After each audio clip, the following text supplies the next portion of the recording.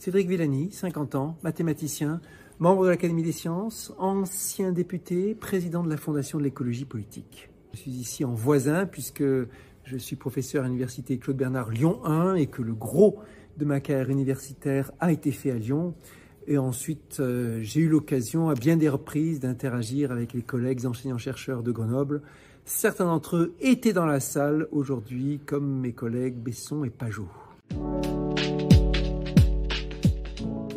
Sciences Po, très important. Ici, vous avez des jeunes qui vont prendre une part majeure dans la vie publique. Et le rôle de l'enseignant est très important. C'est à moi de leur donner des réflexions et des questionnements qui pourront les accompagner. C'est important de travailler sur la province, les territoires, ou ce que vous voulez, mais pas de rester juste centré sur l'échelon parisien. Et puis, ce qui ne gâche rien, Grenoble est une ville agréable, c'est officiel. Et puis, ici, je retrouvais plusieurs amis avec qui je partage des points de vue du respect et de l'amitié. Je pense à mon collègue Simon Persicot, qui est avec moi au conseil de surveillance de la Fondation de l'écologie politique et enseignant ici à Sciences Po Grenoble, ou je pense à monsieur le maire, Éric Piolle, pour qui j'ai de l'amitié et une grande estime pour le travail municipal qui, dans le temps, a été franchement audacieux quand il s'agissait de monter un vrai programme municipal écologiste.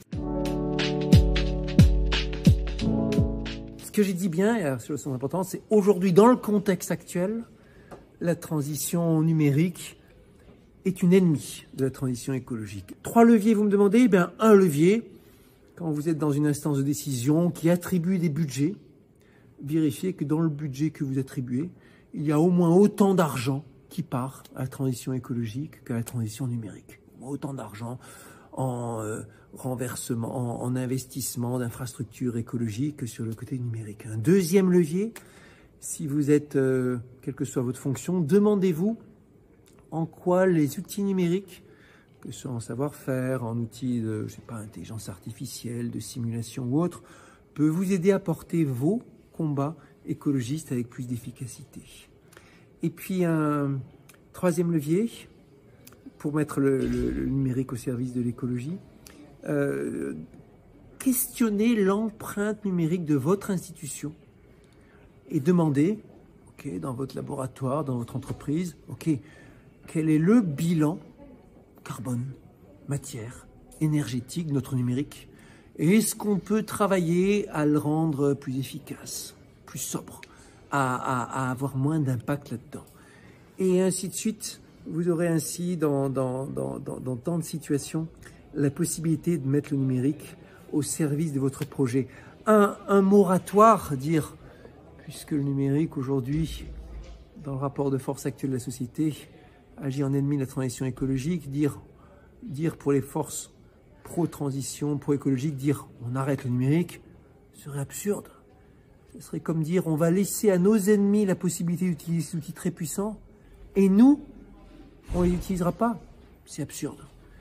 Alors bien sûr, comme on l'a expliqué, comme je le dis en long et en large dans la conférence, c'est pas une utilisation aveugle, mais le moratoire ne conduit qu'à une aggravation, ne conduirait qu'à une aggravation de la société. Tous les acteurs qui ne suivent pas les règles, tous les acteurs qui poursuivent de noirs projets pour empêcher la transition, continueraient à utiliser de plus belle le numérique pour nourrir leurs noirs desseins.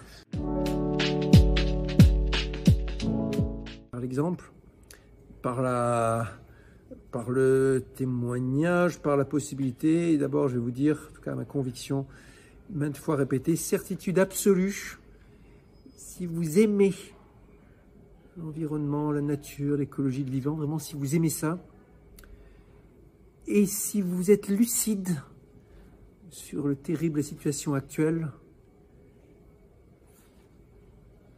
regardez la situation telle qu'elle est sans agir, c'est le plus sûr moyen de déprimer. Seulement l'action qui vous permettra de conjurer ce spectre qu'on peut appeler éco-anxiété ou ce que vous voulez, mais qui est la réelle déprime de voir quelque chose à quoi vous tenez attaqué.